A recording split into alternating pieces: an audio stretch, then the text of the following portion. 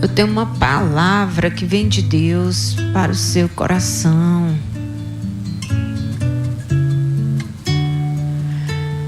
Está aqui no livro de 1 Crônicas.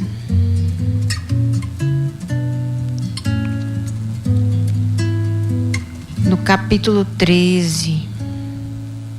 Quero encorajar você a valorizar a presença de Deus na sua vida. Eu aprendi que a gente pode fazer todas as coisas com Deus, na companhia de Deus. Porque eu já andei muito tempo só.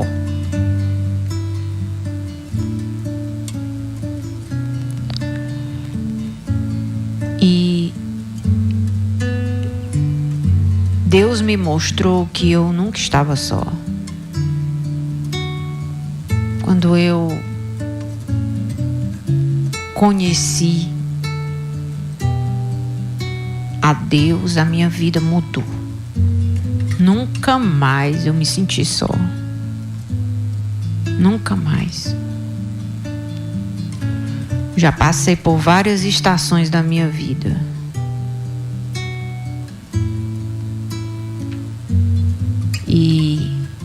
E lugares.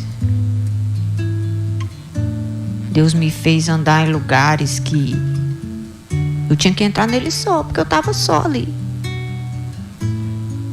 E Deus, a presença de Deus, ela vai com a gente em todos os lugares onde a gente tem que ir. E a Bíblia fala de um homem chamado Davi, que ele era apaixonado pela presença de Deus, que ele tinha essa consciência. Está aqui o texto em 1 Crônicas, no capítulo 13, versículo 5. Diz assim: Davi reuniu todo Israel, desde Sior, no Egito, até a entrada de Amate, para trazer a arca de Deus, de Quiriate Jearim. Então Davi, com todo Israel, foi a Baalá, e isto é, a Quiriate Jearim, que fica em Judá, para de lá trazer a arca de Deus, diante da qual é invocado o nome do Senhor, que se assenta acima dos querubins. Puseram a arca de Deus numa carroça nova e a levaram da casa de Abinadab. Uzá e Aiô conduziam aquela carroça.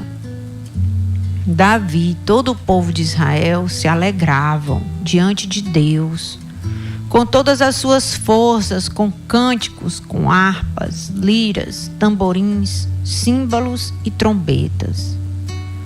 Quando chegaram à eira de Quidom, Uzá estendeu a mão para segurar a arca, porque os bois tropeçaram.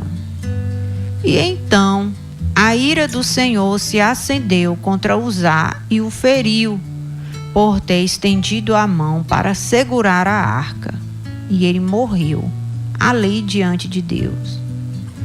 Davi ficou irado, porque o Senhor havia irrompido contra Uzá, e chamou aquele lugar de Pérez Uzá até o dia de hoje. Naquele dia, Davi teve medo de Deus e disse: Como poderei trazer a arca de Deus para junto de mim? Por isso Davi não trouxe a arca para junto de si, para a cidade de Davi, mas fez com que fosse levada para a casa de Obed-edom, o geteu. Assim, a arca de Deus ficou com a família de Obed-edom durante 3 meses, e o Senhor abençoou a casa de Obed-edom e tudo que ele tinha. Graças a Deus. A arca de Deus era um objeto que simbolizava a presença de Deus. Era um objeto de madeira que parecia um baú, mas tinha umas varas, umas argolas laterais por onde passavam-se 2 varas. E ela deveria ser carregada não em cima de uma carroça por cavalos ou bois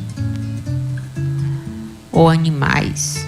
Ela deveria ser transportada nos ombros dos sacerdotes, porque foi assim que Deus disse para Moisés a maneira como ele era para transportar a presença de Deus,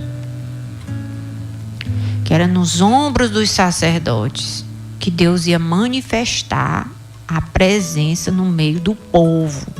O povo ia sentir a presença de Deus. Os sacerdotes eram responsáveis por esse transporte. Só que Davi, a arca da aliança, estava na casa do sacerdote Abinadab. E Davi, quando assumiu o trono de Israel como rei, a primeira coisa que ele pensou: eu não posso governar aqui sem Deus. Eu vou trazer a presença de Deus para a minha cidade,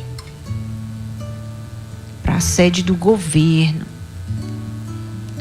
E ali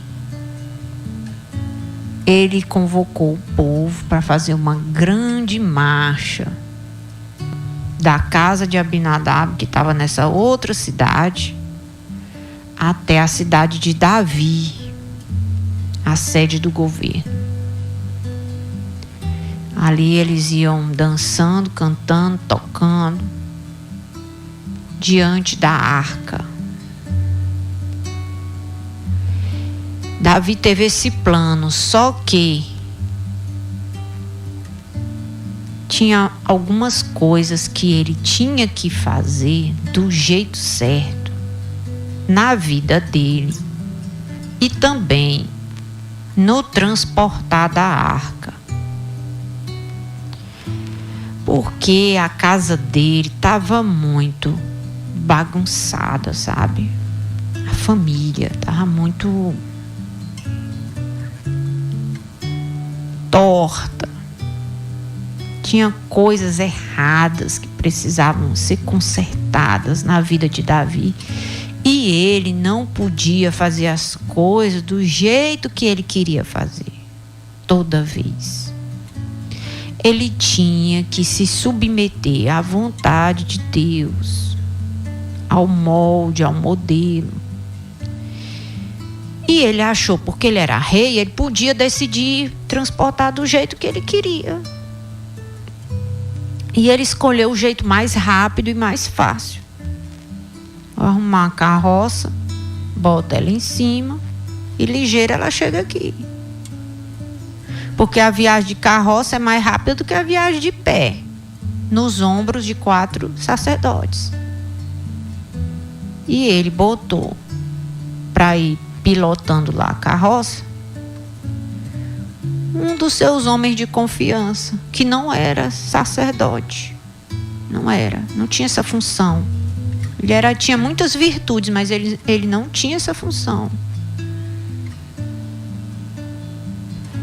E os bois tropeçaram bem na frente da casa de um homem chamado Obed-edom. E a arca caiu da carroça. E para ela não cair, o Uzá estendeu a mão para segurar na alça, para poder não deixar ela espatifar, quebrar no chão, porque ela era um objeto de madeira. E quando ele pegou, a ira de Deus se manifestou. E ele morreu ali naquele mesmo lugar. E veio um temor tão grande naquele povo, e principalmente em Davi, porque a primeira coisa que ele sentiu foi raiva, porque o Uzá tinha morrido. Por que Deus fez isso com Uzá? Se o que ele queria era transportar a presença de Deus para perto de si. Se ele estava fazendo uma coisa boa. Mas mais importante do que fazer uma coisa boa é fazer o que é certo. Porque Deus não está interessado se a gente vai fazer uma coisa boa, com a intenção boa, mas às vezes não é a coisa certa a se fazer. Não está fazendo do jeito certo. Pode até ser uma coisa boa, mas se não for feito do jeito certo, vai dar ruim, vai dar mal, vai terminar mal. Vai terminar em mal. E ali o Uzá morreu, Davi ficou com raiva, depois que esfriou a cabeça, ele ficou com medo de morrer também. Por quê? Porque ele teve tempo para avaliar a vida dele. Que é isso que está acontecendo conosco. Deus nos dá tempo para a gente avaliar a nossa vida, para a gente ver onde a gente está errando, para a gente ver o que precisa ser arrumado. Não é porque Deus seja cego, não. Deus está vendo. Deus está nos vendo. Como Ele também está vendo aqueles que estão se esforçando para fazer a sua parte, para fazer o que é certo.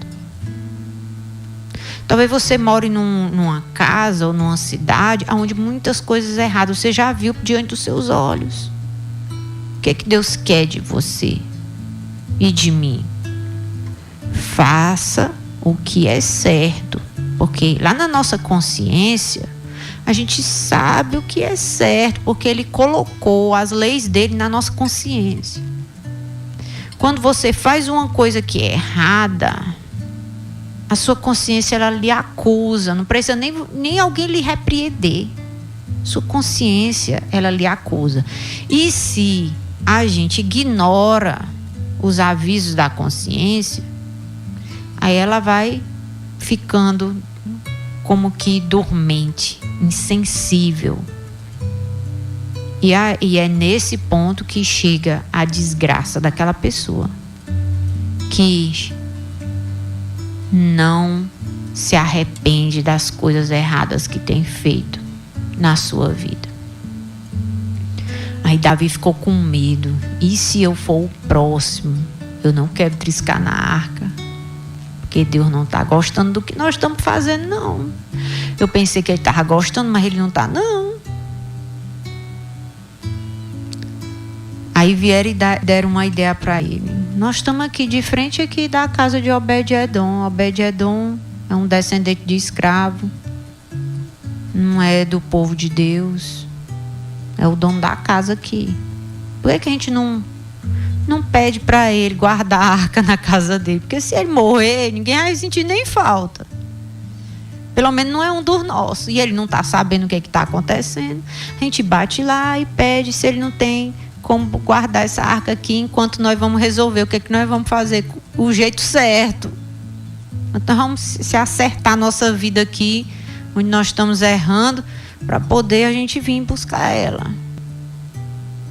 Porque eles sabiam que a presença de Deus era preciosa, que não ia ficar para sempre na casa de Obed-Edom. Agora que tinha problemas que eles precisavam resolver na vida deles e investigar o que eles estavam fazendo de errado, isso eles tinham que fazer, eles precisavam de tempo. Então eles foram lá na casa do Obed-Edom e pediram permissão a ele para a arca ficar lá na casa dele. E ele prontamente, como era um pedido do rei Davi, ele prontamente recebeu a arca na sua casa. E a Bíblia diz que ele cuidou muito bem dessa arca. E a arca permaneceu na casa dele por 3 meses. O que a palavra de Deus diz aqui no versículo 13? Versículo 14. Assim a arca de Deus ficou com a família de Obed-Edom durante 3 meses, e o Senhor abençoou a casa de Obed-Edom, e tudo que ele tinha foi abençoado. Porque quando uma pessoa recebe, deseja valoriza a presença de Deus, a presença do Espírito Santo na sua vida, que hoje a arca é o Espírito Santo que representa a presença de Deus na vida de uma pessoa. Você valoriza a presença do Espírito Santo, você vai ser abençoado em tudo. Você não vai se sentir só, você não vai se sentir inferior, você não vai se sentir incapacitado, deficiente em área nenhuma da sua vida. Você vai ser feliz. O que você fizer vai dar certo. Porque você, antes de fazer qualquer coisa, você vai consultar. Não é as cartas do tarô, não é os búzios, não é o horóscopo. Você vai consultar o que diz a palavra de Deus. Você vai orar e vai perguntar para Deus: Senhor, e agora? O que é que eu vou fazer? Para onde é que eu vou?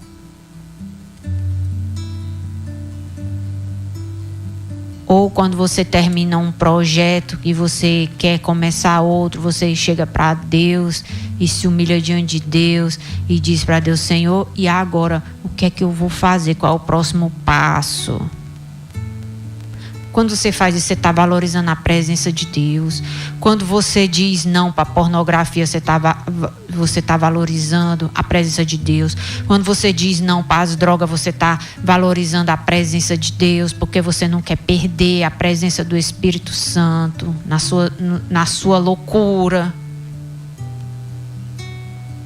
Você decide ser uma pessoa sóbria, para você não envergonhar o nome do Senhor Jesus, fazendo loucuras com a sua vida. Quando você escolhe ser uma pessoa mansa, ser uma pessoa tranquila, ser uma pessoa gentil, ser uma pessoa grata, ser uma pessoa amorosa, você está valorizando a presença de Deus, porque as pessoas vão ver Deus na sua vida. Quando olhar para você, vão sentir o cheirinho de Deus. Quando você decide andar sorrindo, botar um sorriso no seu rosto, isso revela a glória de Deus, tanto que Deus tem feito bem para nós. Quando você responde às pessoas com paciência, quando você encoraja quem está ao seu redor, você revela a presença de Deus, porque é isso que Deus faz com a gente. Então valorize a presença de Deus, deixe Ele se expressar através da sua vida. Aí Deus vai te abençoar em tudo. Talvez você diga assim: mas meu serviço é ruim, eu não tenho nada na vida. Ou até mesmo, eu sou negro, eu sou negra, meus antepassados tudo vieram da escravidão. Estou pregando aqui para você nessa manhã. Obed-edom era descendente de escravo. Talvez ele nunca imaginar com a comitiva real e eu chegar na casa dele e chamar ele para cuidar de algo tão precioso. Porque o que Deus tem para nós, Ele faz boi tropeçar, Ele limpa o caminho. Pessoas são até capazes de ser removidas, como foi usar, para poder a gente ocupar o lugar delas. Não se assuste não, porque Deus dá a vida e Deus tira a vida também. E isso não é praga que eu estou jogando não, é Bíblia que nós estamos lendo. Porque quem foi carregar a arca da casa de Obed-edom para a cidade de Davi foi Obed-edom e os filhos dele também, que foram tudo junto na comitiva, transportando. Que ele disse assim: nunca mais eu fico longe da arca, porque ela fez na minha vida em 3 meses o que eu não consegui fazer em uma vida inteira. Deus fez em 3 meses o que eu nunca consegui conquistar numa vida inteira. Aonde a arca for, eu vou junto, né? Mas para ele poder ter essa oportunidade, o Uzá teve que morrer, porque estava fazendo as coisas do jeito errado. Deus não tem limite, sabe? Se você fizer o que é certo, não se preocupe não, que Deus vai mandar lhe chamar. Deus vai bater na tua porta, usar alguém grande para bater na tua porta e na minha porta. Sabe por quê? Porque Ele sabe quem valoriza a sua presença. Valorize a presença de Deus. Não negocie a presença de Deus. Não faça o que é errado, porque se você fizer o que é errado, você vai perder a presença de Deus. E não vale a pena perder a presença de Deus. Não vale a pena. Ah, mas o fulano, tudo é para ele, é só para ele. Eu nunca sou escolhido, nunca sou chamado para fazer nada, para oportunidades grandes na minha vida. Nunca tive, nunca ninguém me chamou. Valorize a presença de Deus. Essa é a palavra que Deus tem para você, não tem? Valorize a presença de Deus. Mais do que a presença de políticos, mais do que a presença de seus amigos, mais do que a presença dos familiares, mais do que a presença de algum funcionário teu que fica te bajulando, não tem? Até mesmo mais do que a tua família. Valorize a presença de Deus. Faça de Deus o amor da sua vida, o centro de tudo. Aí você vai ter amor, você vai ter capacitação para saber lidar com todas essas pessoas que a gente precisa se relacionar com todas elas, funcionários, às vezes pessoas públicas, pessoas de perto, de longe. Aí Deus vai trazendo as conexões para a nossa vida, vai fazendo pontes, vai mandando essas pessoas nos chamar, vai nos confiando coisas grandes para nós fazermos. Amém? Então queira mais de Deus na sua vida. Eu oro para que você entenda e valorize ainda mais a presença de Deus. Se você já conhece a Deus, que você valorize a presença de Deus ainda mais. Se você não conhece a Deus ainda, que você venha conhecê-lo, porque Ele é maravilhoso. Ele quer nos abençoar em tudo. E que Deus nos dê essa semana abençoada em tudo. Em nome de Jesus. Amém. Diga graças a Deus.